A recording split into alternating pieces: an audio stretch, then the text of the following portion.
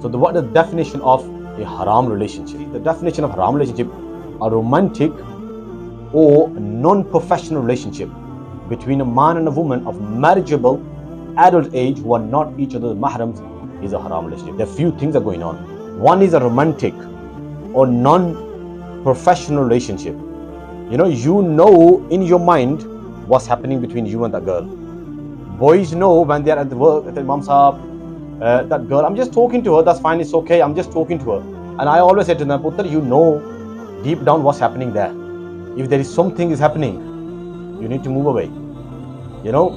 Every person knows something is happening inside. It's not like you don't know, there is something happening when you talk to someone. When you talk to your mom, ask yourself, am I okay with talking to her? And anything come in my mind when I'm talking to mom? Nothing comes in your mind when you're talking to your mom. Nothing comes in your mind when you talk to your sister. Nothing comes in your mind when you talk to your khala. But when you talk to that girl and you wait for her to come, and when our shift is different, you don't feel like going to work, there is something wrong. You need to move away. Imam Sahab, but that's my colleague, she comes in my office and she asks for file, or I'm in a school, the girl came to me, she asked for a pen, pencil, this and that, or I don't know what I need to do. Shall I give her? She comes to talk to me. I said, yeah, that's fine, you can give her. Like my cousin, he lives in London, and he said, I went to college first day and a girl came to me. She said, oh, where is this class? And I said, I don't know, don't talk to me. Astaghfirullah. I ran away. I was like, are you mad? Seriously. Of course, people come to you, you ask, they come to you, they're asking questions. Tell them, look, this is right, left, this and that. That's fine. At work, their colleagues are there. Of course, they're asking you something, how to do these things, how to do these things. Of course, you know when it's non-professional going on, something in canteen. When you know when it is something romantic going on. Romantic is not when you have to talk. Romantic is when you can feel here, there's something going on. Romantic is when you know there is something wrong is happening in my mind and I'm thinking something wrong. That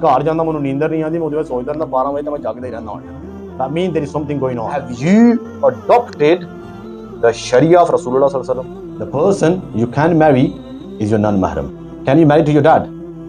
Is your mahram. Can you marry to your brother? Is mahram. So all I think this way, that this boy I'm talking to you, is he my mahram or non-mahram? Right, okay, work out, can I marry him? Yes, of course you can marry him. He is your non-mahram. So simple definition is, the person you can marry and marriage can take place is non-mahram. Mude di shadi to hoy na sakdi aaj kal tusi udu na le jayo. Mude di hon lagiyan. In Islam there is, inshallah we'll talk about homosexuality in Islam. I encourage you come and learn. Mahram for male, your mahram. First is your mother. Mother is your mahram. Can you marry your mother? No, your biological mother is your mahram. Not your stepmother is your mahram. Stepmother can adopt you.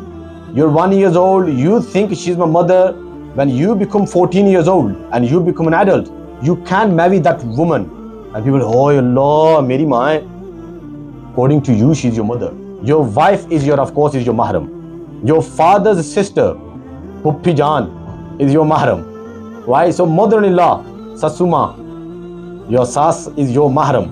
Your mother-in-law is your mahram. Father-in-law, acha ji. So father-in-law, our scholar says, you have to be very careful. Nowadays, mother-in-law is very young and father-in-law is very young. They go gym, whatever, they look after themselves nowadays. So still just be careful and stay away. But they can travel, mother-in-law can travel with her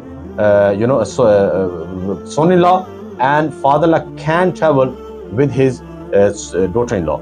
And nieces are your maharim as well. Of course, you can't marry to your nieces. Now, next one is maharim for female. Maharim for female are, your father is your maharim, of course. Your father's brother, your let's say your uncle, sorry, uncle is your chache mame. So your father's brother, he is your mahram.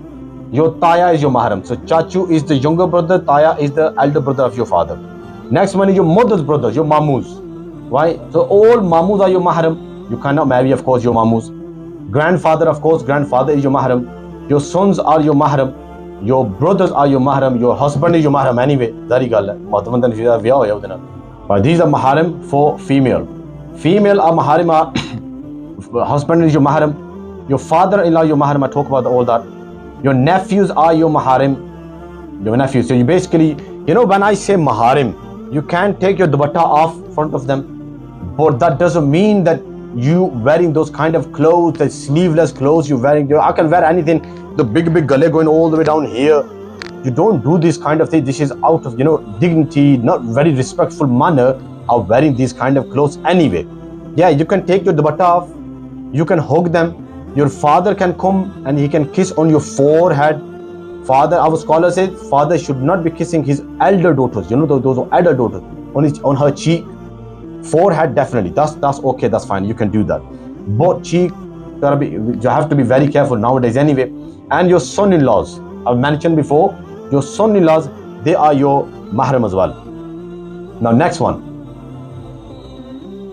Does haram relationship? This is very important. Does haram relationship only applies to illegal sexual intercourse? Does haram relationship only apply when the sexual intercourse has taken place with this woman? Then it will call a haram relationship? No. Haram does not only apply to illegal sexual intercourse, it also applies to touching friendship beyond a professional level. You just touching some woman, just touching, that is haram. You cannot even touch the woman. Accidentally touch ho gaya, banda tap ya, trip ho gaya, that's a different thing. You like, oh, astaghfirullah, sir, mom, sir, I'm definitely in Jannah. No, it's okay. You just accidentally touched. No, non-mahram is different. Yeah, there's another level actually. Let's go to next level.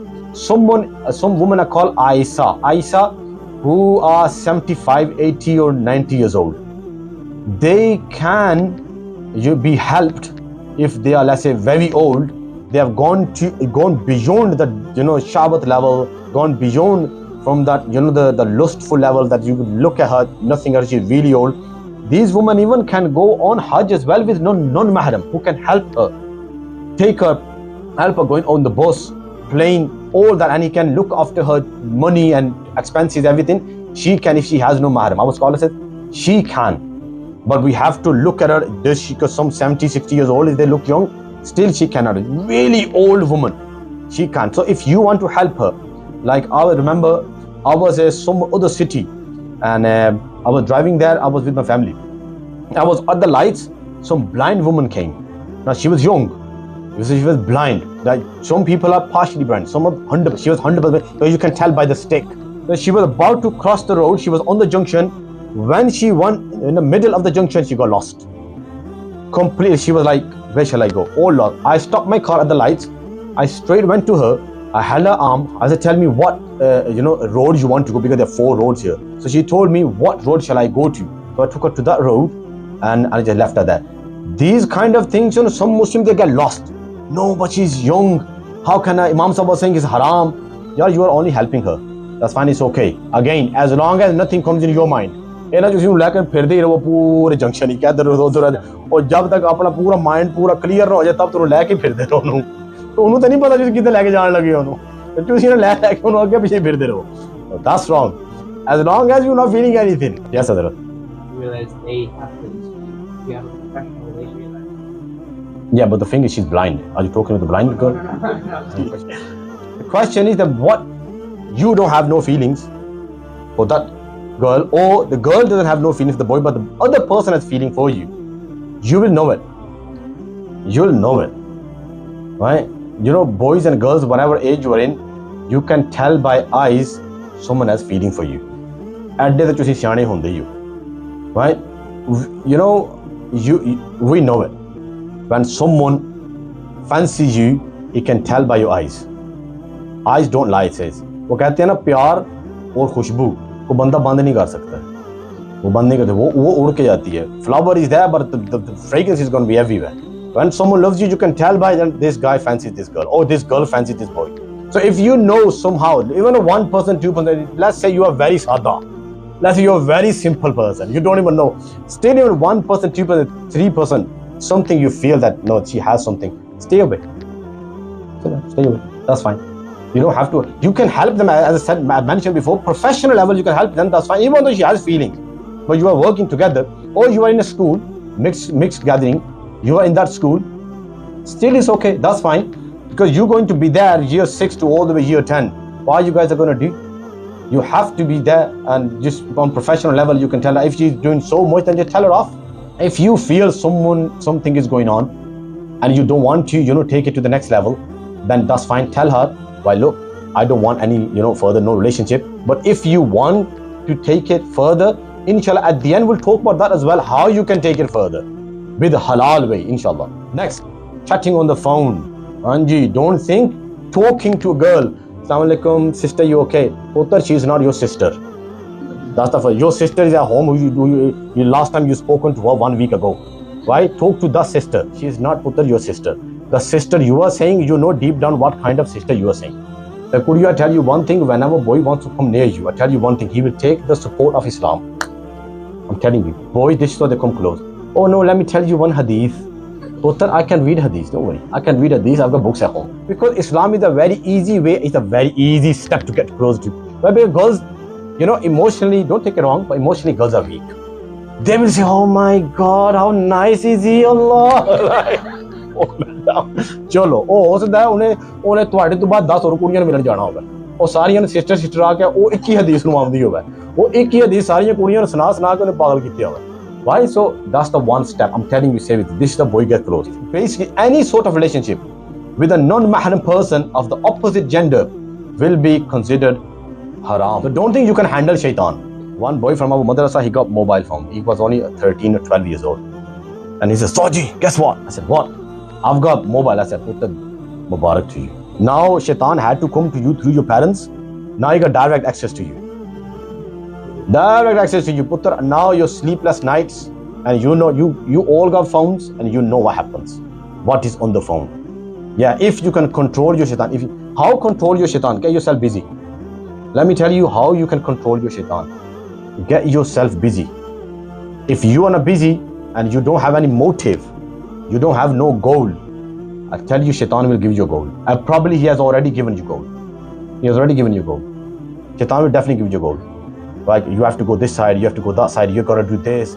There is something haram is there. Now, me taking even one step towards that haram, with this intention that I want to take that haram, I want to touch that haram, the step is haram as well.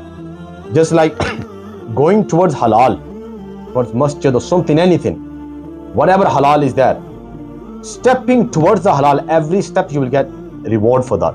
Same goes stepping towards haram, or going towards that haram is haram. So anyone has got, let's say, booth shop, every morning they wake up and they go to booth shop, every step they're taking towards the booth shop, every step they're taking towards the alcohol shop, they're going to do what? To earn halal or haram. With the intention, they go and earn haram. That's a different thing. They sit down and they read Surah Yasin and be surrounded by all those and vodkas and everything. Ya Allah, please put barakah in this vodka. Subhanallah. Our scholar says sometimes it can be kufr as well. Allah told you stay away. You asking Allah for barakah in haram, basically asking Allah to do something haram. That is not possible.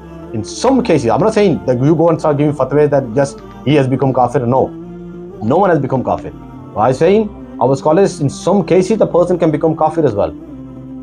So anything which leads you towards haram is actually haram.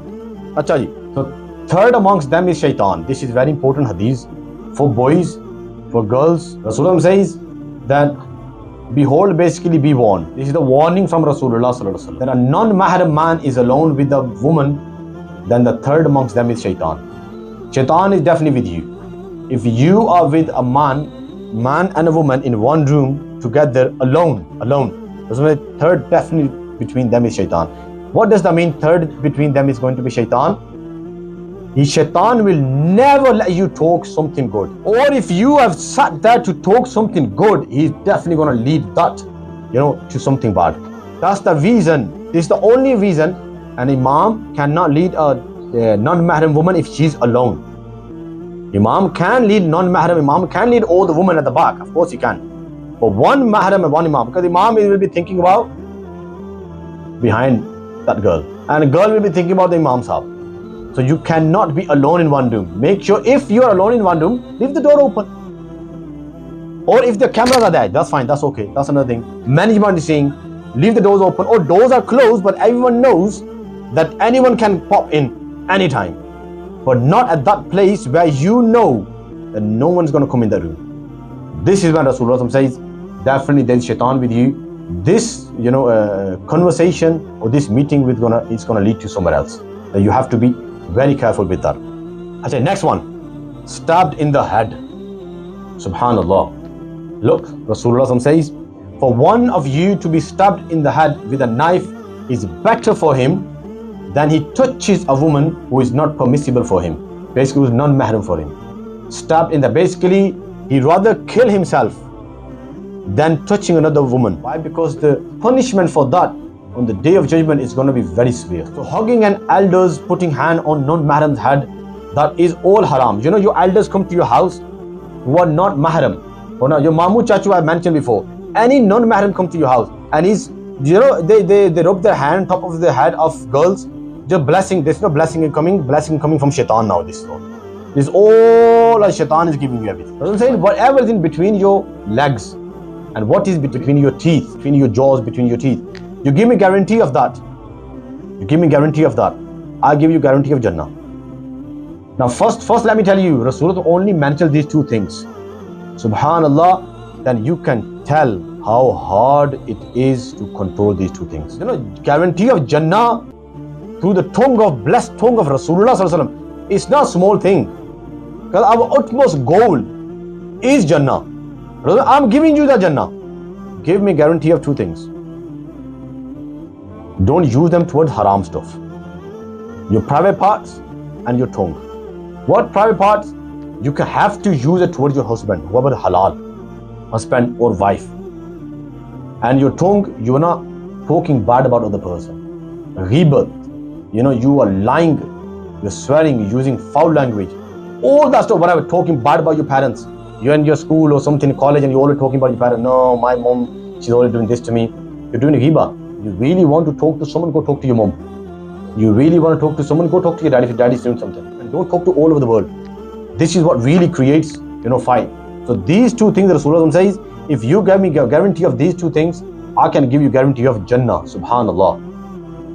Next hadith is, this hadith, of course, this hadith needs a little bit more, detail. When some person drinks one sip of water or one sip of anything haram, one morsel of anything haram eats, it goes in 40 days, his dua is not accepted. That's one thing. Second, if he dies in that situation, in that condition, straight to Jahannam. Straight to Jahannam. I'm talking the same thing here. Whilst you're doing sexual intercourse with a woman, whilst you're doing, when you die in that state, you die as a non-Muslim, you will go in Jannah, but then it's definitely you're going in Jahannam at that time. You're not Muslim at that time. Why? Because you're committing something haram. You are not committing something haram, something else. You're destroying someone's property because she's not yours. Achha, now, any questions you have? Ji.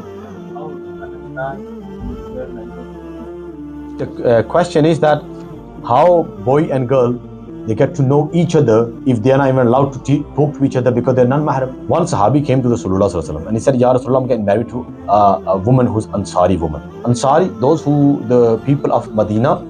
Muhajir, those who migrated from Makkah to Medina. So Sahabi came from Makkah to Medina. He said, a Madinan woman, I'm going to marry her. So look at the wording of Rasulullah. Have you seen her? Did you see her? Basically, did you see her? Have you any meetings with her? And say, Ya Rasulullah, no, I didn't. Go see her. Why? Because these can be problems in her, then Rasulullah counting those problems. Maybe this problem in her, this problem in her. So Rasulullah encouraging, go and talk to her. Go and see her. Maybe later on you find out she can't even speak, she can't even walk properly, she can't do this, she can't do that. Go and talk to her. Nowadays our scholars say, of course you can. Go and speak to her, but in the presence of some elder. You can go to coffee shop. Your father can sit a bit further down, away from you. He's having coffee there. He's not listening to what you guys are talking. And you guys can sit on the table and separate. And you can have whatever talking you want to do. Or if you have gone to someone's house, you can go in a separate room. Door is open, of course. You can ask her question and she can ask you question about however you want to know. And you can talk. These kind of questions, of course, you can write down. Some girls, they write down. Kahiyan ko the list puri hondi hai. Wo mura pehle dark na se aanda hai. If you want to talk, always have someone present there. That's what I would say. Someone present there, then you can talk. Then after that, once, let's say, you have decided that this is the girl I'm definitely going to marry. Definitely going to marry. Then you go and talk to your parents, look, this is the girl. So I'm getting all the signs from management that please finish your wrap it up and done. So reasons why do youngsters engage in haram relationships, we'll talk about tomorrow. Girls side and boys side will tell you the reasons. You definitely, all the parents needs to come and youngsters, you all need to come.